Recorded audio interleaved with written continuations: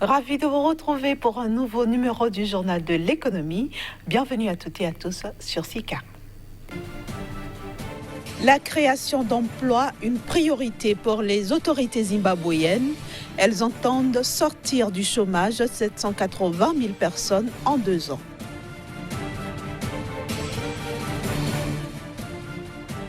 La croissance économique fait les frais de la crise énergétique en Afrique du Sud. Elle pourrait perdre 1,1 point de pourcentage en 2019.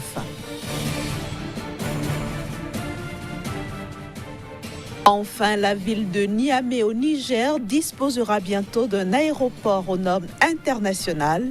L'infrastructure sera livrée au mois de juin.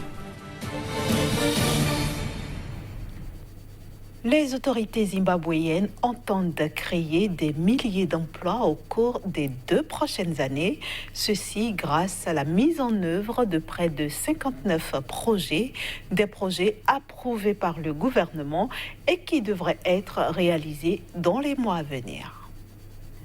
Créer 780 000 emplois d'ici les 2 prochaines années, c'est l'ambition que nourrit au Zimbabwe le président Emmerson Mnangagwa et son gouvernement, dans un contexte où tous les signaux de l'économie du pays sont au rouge. À en croire le chef de l'État zimbabwéen, près de 59 projets en cours de réalisation devraient permettre d'atteindre cet objectif. Si l'ensemble des 59 projets que nous avons approuvés sont mis en œuvre au cours des 2 prochaines années environ, je crois que ces seuls projets nous permettront de créer environ 780 000 emplois, a expliqué Emmerson Mnangagwa sans donner plus de précisions sur les 10 projets. Arrivé à la tête du Zimbabwe le 24 novembre 2017, Emmerson Mnangagwa peine à redresser une économie plombée par des années de mauvaise gestion. L'augmentation des prix des denrées de base, dont le carburant, avait ainsi déclenché des manifestations meurtrières en début d'année. Selon le Fonds monétaire international, le taux d'inflation annuel devrait passer de 10,6% en 2018 à 73,4% en 2019.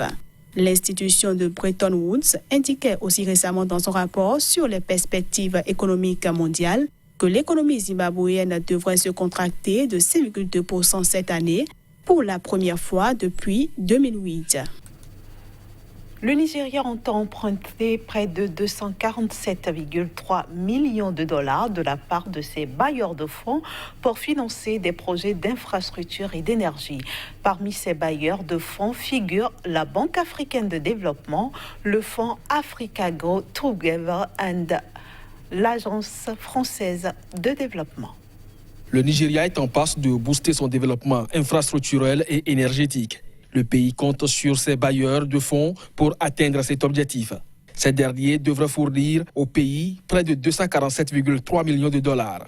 Il s'agit tout d'abord de la Banque africaine de développement, attendue pour un prêt de 150 millions de dollars pour le financement des projets d'électrification rurale. Une autre enveloppe de 50 millions de dollars devrait provenir du Fonds Africa Grow Together pour d'autres projets d'électrification. Le troisième financement d'un montant de 27,3 millions de dollars devrait permettre au pays de mettre en œuvre la phase nationale du projet d'interconnexion électrique dorsale nord visant à relier le Nigeria, le Bénin, le Burkina Faso et le Niger via le réseau électrique. Le quatrième et dernier financement annoncé émane de l'Agence française de développement et porte sur 20 millions de dollars destinés à la construction de nouvelles routes dans l'État de Lagos. Ces différents projets devraient, selon les autorités nigérianes, permettre de toucher directement 500 000 personnes, 8 universités et environ 20 000 PME. Globalement, le gouvernement nigérian prévoit d'emprunter environ 5,3 milliards de dollars cette année pour financer un budget proposé à plus de 28 milliards de dollars. Pour rappel, le Nigeria avait annoncé qu'il limiterait en 2019 l'émission d'euro-obligations pour privilégier des prêts concessionnels dans le cadre de la stratégie nationale de gestion de la dette. Ceci dans un contexte où l'augmentation des prêts et des émissions d'obligations par l'État soulève des inquiétudes quant à la viabilité de la dette du pays.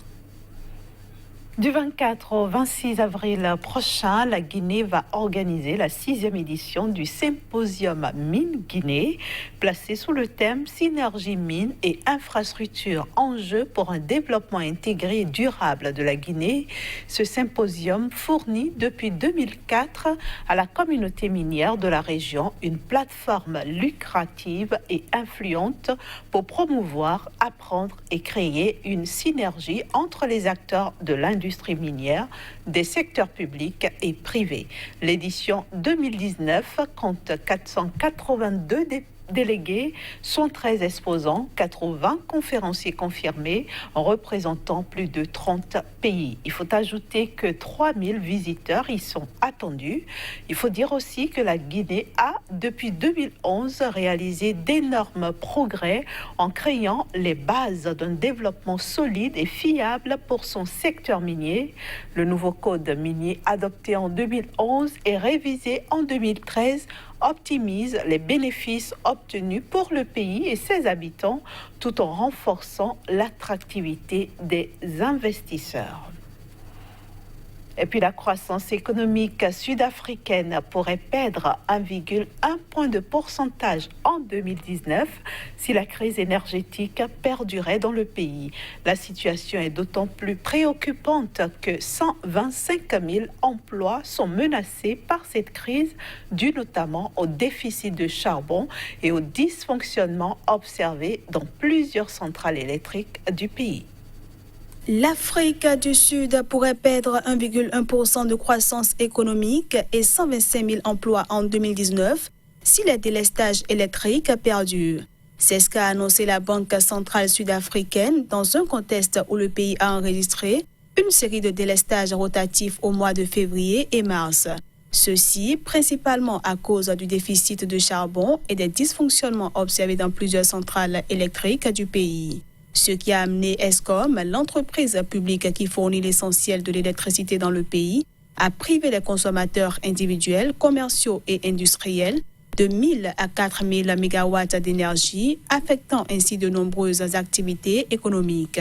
En effet, en plus des problèmes conjoncturels, Eskom souffre des graves problèmes de gestion. Outre le non-renouvellement des infrastructures des centrales à charbon vieillissantes, il y a surtout la mauvaise gestion financière. Eskom croule sous le poids d'une dette abyssale estimée à 27 milliards d'euros. Lors de la présentation du budget national en février, le gouvernement de Cyril Ramaphosa avait annoncé le renflouement de l'entreprise à hauteur de 4,9 milliards de dollars et fait part de la décision de la scinder en 3 entités, la production, le transport et la distribution.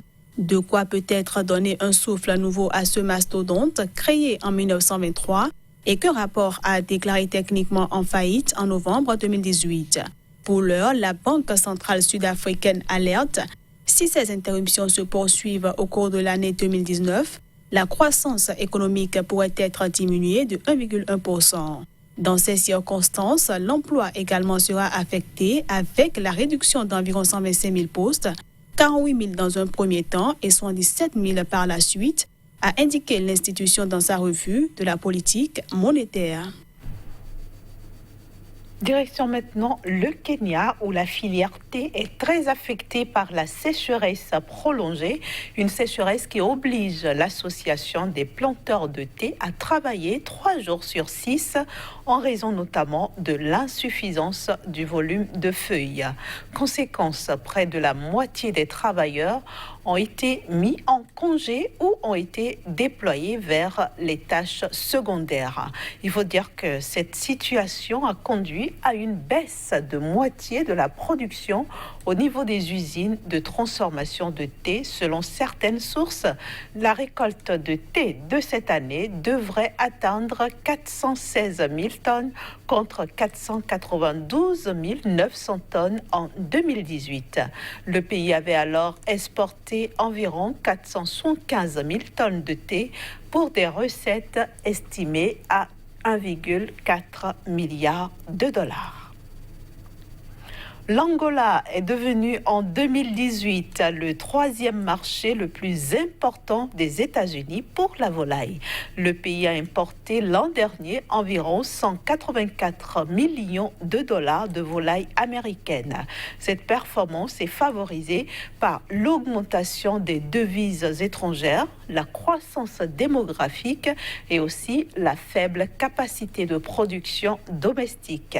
Il faut noter que ces chiffres viennent confirmer la place d'importateur majeur de volailles du continent africain aux côtés de l'Afrique du Sud. D'après les prévisions de l'OCDE et de la FAO sur la période 2016-2025, eh bien, l'Angola devrait connaître un taux de croissance de 5% de ses importations d'ici 2025. Nous bouclons cette édition par le Niger où les travaux d'exécution du nouvel aéroport international de Niamey progressent au bon rythme. C'est du moins le constat qui se dégage de la visite du président Mahamadou Issoufou sur le chantier, un chantier confié à une société turque dénommée Souma. On fait le point de cette visite avec notre correspondant sur place, Abdou Karim Mahamadou. En prélude au 33e sommet des chefs d'État et de gouvernement de l'Union africaine que le Niger va abriter en juillet 2019, la capitale Niamey se métamorphose. C'est un vaste chantier de rénovation et de réalisation de nouvelles infrastructures que le président de la République, Issoufou Mahamadou, a engagé. Un engagement qu'il a déjà pris depuis son accession à la magistrature suprême en 2011. Parmi les chantiers, celui de l'aéroport international Diori Amani de Niamey. Les travaux confiés à la société turque Souma International sont à un taux d'exécution de 85%. C'est un aéroport qui répond aux normes internationales et qui va accueillir tout type d'avions. Les spécificités techniques de cet aéroport, c'est qu'aujourd'hui, il répond pratiquement à toutes les normes, en tout cas recommandées au niveau de l'OACI, des institutions internationales de l'aviation civile. Nous avons un très bon rang au niveau de l'aviation civile. Le Niger est très bien classé au plan de la sécurité, au plan de la sûreté. Nous avons aujourd'hui un taux de supervision de la sécurité de 84%, alors qu'il était de 42% en 2011. Jugez de vous-même pour les bons. C'est les mêmes proportions pour la sûreté qui est autour de 43-44%. Aujourd'hui, nous sommes à 90 et 95%. Donc ça veut dire qu'aujourd'hui, notre aéroport a vraiment sa place au niveau de la communauté africaine et même parmi les meilleurs, parce qu'il faut le dire aussi, l'aéroport de Niamey est le 7e certifié en Afrique. Le président de la République a visité tous les compartiments de l'aéroport où il a reçu des explications des ingénieurs qui travaillent sur le chantier.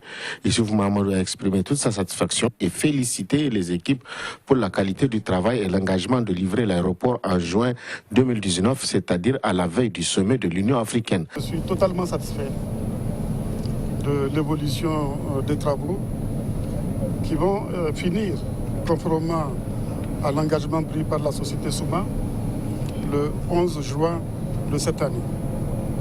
Je me félicite de la qualité des travaux. Nous avons là un bel aéroport dont les capacités sont renforcées. Il m'a été dit d'ailleurs que sur cet aéroport, on peut parquer une 60aine d'avions. Oui, c'est extrêmement important. Sur le chantier de l'aéroport, outre le personnel expatrié de Souma, ce sont 1500 jeunes Nigériens qui sont employés. La même société emploie plusieurs autres jeunes Nigériens sur le chantier de l'hôtel présidentiel qui sera livré en même temps que l'aéroport. Ainsi se referme cette édition du Journal de l'économie que je vous remercie d'avoir suivi. Merci aussi de rester en compagnie du reste des programmes de SICA.